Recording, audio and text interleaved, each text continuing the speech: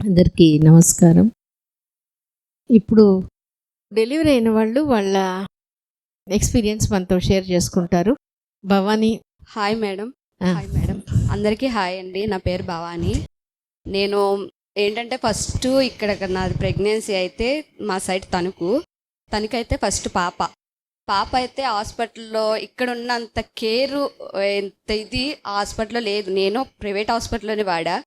ఏంటంటే అక్కడ టెస్టులు చేయించి వెళ్ళిపోయి మేడం గారు మందులు రాసేసి అన్నీ చేసేసి వెళ్ళిపోయేవారు.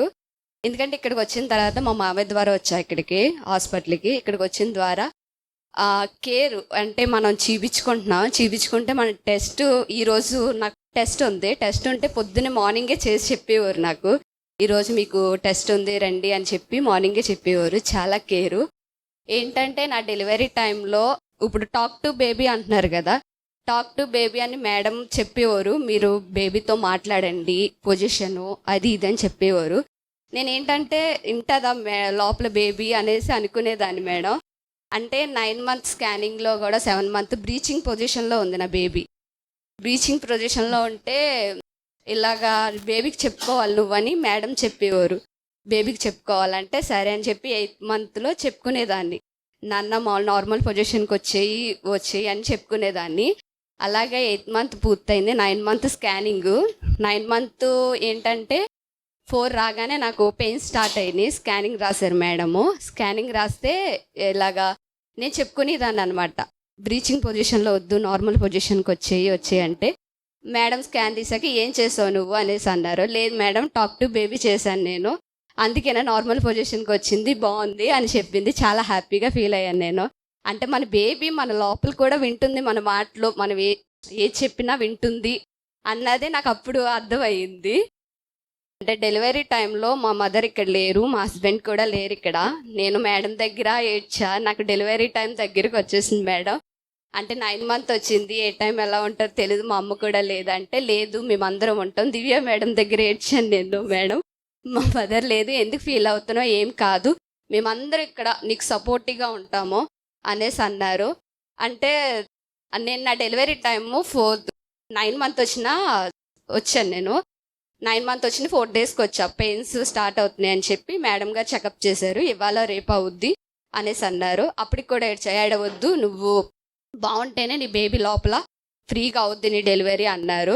మేడం చెప్పారు. ఇక్కడ స్టాఫ్ అందరూ చాలా హెల్ప్ చేశారు. టాక్ టు బేబీ చేశాను. మేడం గారి యూట్యూబ్ మొత్తం ఛానల్ రీల్స్ అన్నీ చూస్తాను. మేడం ఏం చెప్తారు, ఇలా చెప్పుకోవాలి, ఇలా చేయాలని.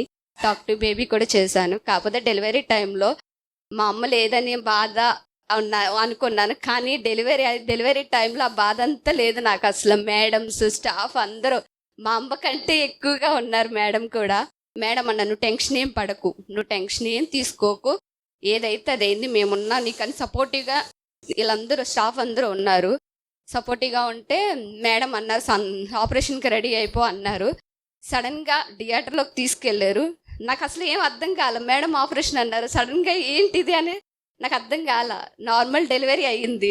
చాలా హ్యాపీగా ఫీల్ అయ్యా. ఫస్ట్ పాప, ఇప్పుడు బాబు. చాలా హ్యాపీగా ఫీల్ అయ్యాను. కానీ ఇక్కడ ఉన్న కేరు నాకు తెలుసున్నంత వరకు ఏ హాస్పిటల్లో ఉండదు. స్టాఫ్ కానీ మెడిటేషన్ మేడం కానీ వీళ్ళందరూ ఏ టయానికి తిను, టయానికి చెయ్యని ఏ మేడమ్స్ నాకైతే చెప్పరు. ఏ హాస్పిటల్లో కూడా నేను చూసా అసలు లేదు ఇంత కేర్ అసలు ఎవ్వరు తీసుకోరు ఈ హాస్పిటల్ అండి. చాలా హ్యాపీగా ఫీల్ అయ్యాను ఇంత ఇలా కేర్ తీసుకుంటున్నారని. థ్యాంక్ యూ మేడం, చాలా హ్యాపీగా ఉంది. సంతోషం. అంటే డెలివరీ టైంలో ఇది చాలా ఇంపార్టెంట్. అమ్మ లేదు, హస్బెండ్ లేదు, సడన్గా ఒక్కొక్కసారి ఎక్కడ లేని భయం. మనం విడిగా ఎక్కడో ఒక దగ్గర తిరునాళ్ళలో తప్పిపోయిన చిన్న బిడ్డలాగా ఒక ఫీలింగ్ వచ్చేస్తుంది. సో తను అట్లా ఉండింది. మనం హెల్ప్ ఇస్తున్నాం, మాట్లాడుతున్నాం, మసాజ్ చేస్తున్నారు, మెడిసిన్స్ ఇస్తున్నాం. ఎక్కడో ఒక అది ఎట్లా చూపిస్తుంది అంటే ఓపెనింగ్ హెడ్ దిగట్లా. తర్వాత ఒకవేళ హార్ట్ బీటింగ్ కొంచెం వేరియేషన్ వస్తుంది.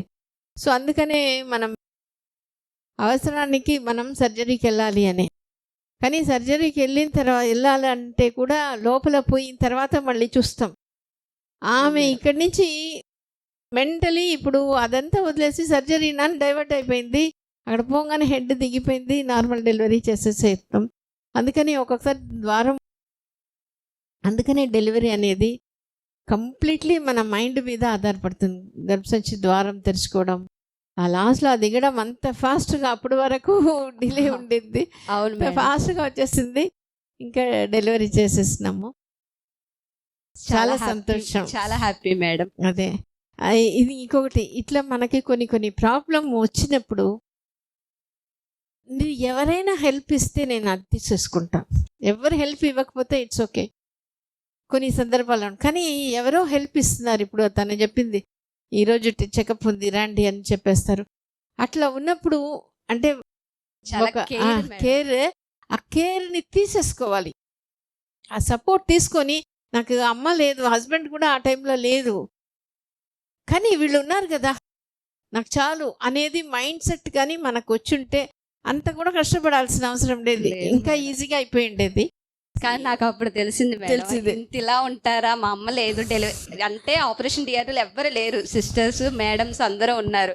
ఇంకా వాళ్ళే ఇంకా అనుకొని ఇంకా ఏదైతే అది అయింది వీళ్ళందరూ ఉన్నారు కదా అని ఇంకా అప్పుడు నొప్పి అనేది పుష్ చేయమన్నారు, ఇచ్చేసాను. అంతే. చాలా థ్యాంక్ యూ మేడం. సంతోషం.